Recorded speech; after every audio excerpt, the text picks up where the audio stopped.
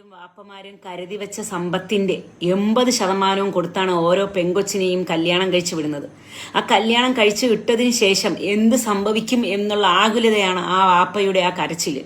അപ്പോൾ ഓരോ ഇതുപോലെ വിവാഹം കഴിക്കുന്ന ചെറുപ്പക്കാരും മനസ്സിലാക്കുക, അതുപോലെ ആ പയ്യന്മാരുടെ ഉമ്മമാരും വീട്ടിലിരിക്കുന്ന വാപ്പമാരും നാത്തൂമാരും മനസ്സിലാക്കുക. ഇതുപോലെ ഓരോ ഉപ്പമാരുടെ കഷ്ടപ്പാടാണ് നിങ്ങളുടെ വീട്ടിൽ അണിഞ്ഞൊരുങ്ങി വന്നു കയറുന്ന ഓരോ പെമ്മക്കളും.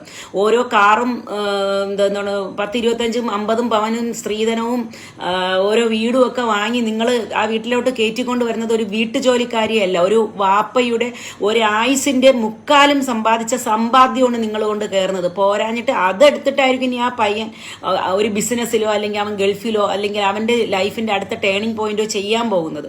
പല വീടുകളിലും കണ്ടിട്ടുണ്ട്, അവൻ മഹർ കൊടുക്കുന്നത് പോലും ആ സ്ത്രീധനത്തിന്റെ ഒരു പങ്ക് വാങ്ങിച്ചിട്ടായിരിക്കും. എനിക്കതറിയാം, പല ജില്ലകളിലും അങ്ങനെ ഉള്ളവർ പോലും ഇപ്പോഴും ഉണ്ട്. ഇപ്പൊ പലയിടത്തും അത് ഒഴിവായി തുടങ്ങിയിട്ടുമുണ്ട്. അപ്പൊ അത് ഞാൻ സന്തോഷത്തോടെ ഇല്ലാന്ന് പറയുന്നില്ല. പക്ഷെ എന്നാലും ഒരു നിമിഷം ഒന്ന് ഓർക്കുക, ഇതുപോലെ ഓരോ ഉപ്പമാരുടെയും കരച്ചിലുകളാണ് നിങ്ങൾ ഓരോ പെമ്മക്കളെയും കൊണ്ട് കയറുമ്പോൾ. അപ്പൊ നിങ്ങളുടെ വീട്ടിൽ കൊണ്ടുപോയി പീഡിപ്പിക്കാനുള്ളതല്ല. അല്ലാതെ അവൾ ഒരു വീട്ടിൽ കഴിക്കാതെ കിടന്നിടത്തുനിന്ന് കൊണ്ടുവന്ന ഒരു പെണ്ണിനെ അല്ല നിങ്ങളിട്ട് പോറ്റുന്നത്, മനസ്സിലായില്ലേ? അവളുടെ ഒരായുസ് ജീവിക്കാനുള്ളത് നിങ്ങൾക്ക് തൂക്കി തരികയാണ്. അവളുടെ ശരീരത്തിലും അവളുടെ സമ്പാദ്യവും ഒരു കാറുമായിട്ടൊക്കെ നിങ്ങൾക്കങ്ങ് തരികയാണ്. എന്തിനെന്ന് വെച്ച് കഴിഞ്ഞാൽ നിങ്ങൾ വെച്ച് നോക്കാനാണ്, നന്നായിട്ട് ആ കൊച്ചിനെ പരിഗണിക്കുക.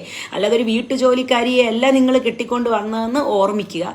അതുപോലെ കെട്ടുന്ന ആ പെണ്ണിന് കൈപിടിച്ച് തരുന്ന പെണ്ണിന്റെ വാപ്പ ആ മരുമകനിൽ വിശ്വാസം അർപ്പിച്ചുകൊണ്ടാണ് തരുന്നത്. അതുകൊണ്ട് വേറൊരാൾക്ക് കൊട്ടാൻ കൊടുക്കാതിരിക്കാൻ ധൈര്യമുള്ളവന്മാർ മാത്രം കല്യാണം കഴിക്കുക. ഓക്കെ.